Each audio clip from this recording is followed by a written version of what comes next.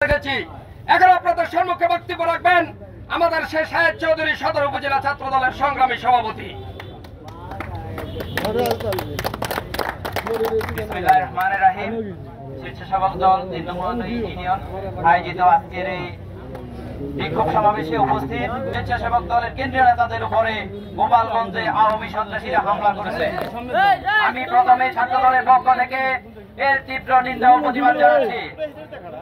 আপনারা জানেন বাংলাদেশ জাতীয়তাবাদী ছাত্র দল, বিএনপি, যুব দল, স্বেচ্ছাসেবক দল গত 15টি বছর গণতন্ত্রের জন্য সংগ্রাম করেছে।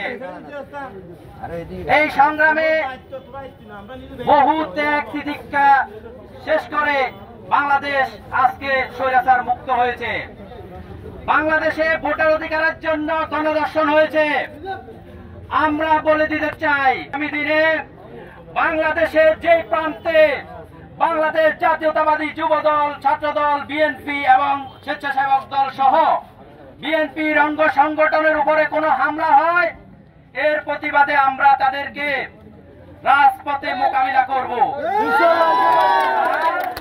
আমরা 17 বছর ধৈর্য ধরেছি। দেশ নায়ক তারেক রহমানের নির্দেশের কারণে আমরা আজ পর্যন্ত আওয়ামী সন্ত্রাসীদেরকে এবং সাধারণ যারা আমাদের উপরে 15 বছর নির্যাতন চালিয়েছে তাদেরকে কোনো প্রতিশোধ দিই নাই। তবে সামনে যদি আমাদের যে কোনো শ্রেণীর নেতা কর্মীর উপরে হামলা হয়, আমরা তার মোকাবিলা করব। আমরা প্রতিশোধ দিতেছি না। আমরা যদি প্রতিশোধ নেওয়া শুরু করি তাহলে এদেশে আওয়ামী লীগের কোন নেতা কর্মী এদেশে থাকতে পারবে না, তাদেরকে ভারত পাঠিয়ে দেব। আমরা সকল সংগঠন, ছাত্র, যুব, স্বেচ্ছাসেবক দল, বিএনপি সবাই ঐক্যবদ্ধভাবে সকল আওয়ামী ষড়যন্ত্র প্রতিহত করব ইনশাআল্লাহ। আপনারা জানেন আমাদের কেন্দ্র থেকে আমাদেরকে নির্দেশ আছে।